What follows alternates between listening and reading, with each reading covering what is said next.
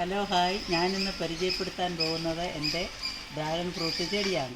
ഈ dragon fruit ചെടി 4 വർഷത്തിന് മുന്നേ ഞാൻ പത്തനംതിട്ട ജില്ലയിൽ നിന്നും വാങ്ങിയതാണ്. ഡ്രാഗൺ ഫ്രൂട്ട് നടുന്ന വിധമാണ് നമ്മളിനി പറയാൻ പോകുന്നത്.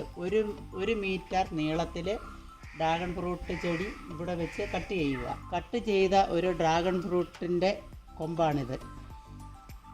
അതിൻ്റെ താഴ്വശം 3 ഭാഗവും ഈ കാണുന്ന രീതിയിൽ കത്തി കൊണ്ട് ചെറുതായിട്ട് ചെത്തിയെടുത്തതിന് ശേഷം ഗ്രോ ബാഗിലോ ചെടിച്ചട്ടിയിലോ മണൽ, ചാണകപ്പൊടി എന്നിവ നിറച്ചിട്ട് അതിൽ ഇത്രയും ഭാഗം താഴ്ത്തി വയ്ക്കുക.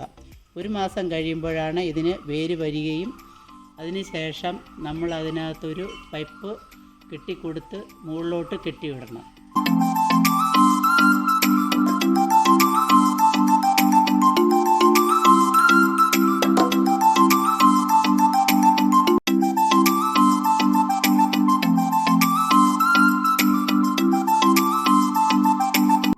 നട്ടതിന് ശേഷം ഒരാൾ പൊക്കത്തിൽ വരുമ്പോൾ നമ്മൾ ഒരു കമ്പ് കെട്ടിക്കൊടുക്കണം.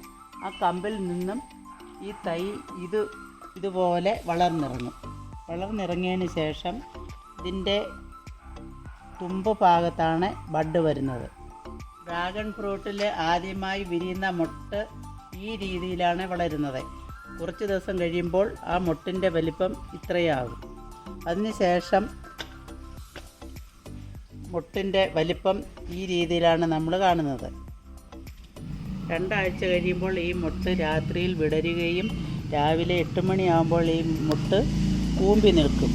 അങ്ങനെയാണ് ഈ മൊട്ട് വിടരുന്നത്.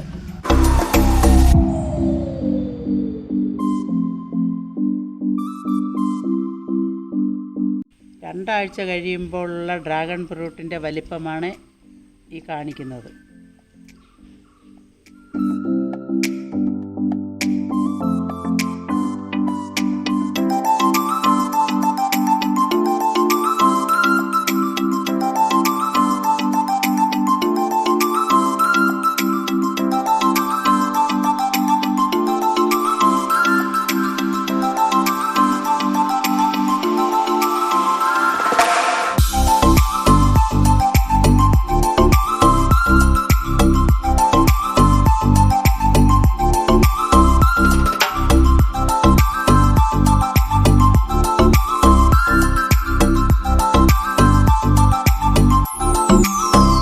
ഡ്രാഗൺ ഫ്രൂട്ടിൻ്റെ ഗുണങ്ങൾ ധാരാളമാണ്. ബ്ലഡ് പ്രഷർ കുറയ്ക്കുക, ക്യാൻസറിനെ പ്രതിരോധിക്കുക എന്നിവയും അതുപോലെ തന്നെ ഇത് ജ്യൂസായി ഉപയോഗിക്കാവുന്നതാണ്.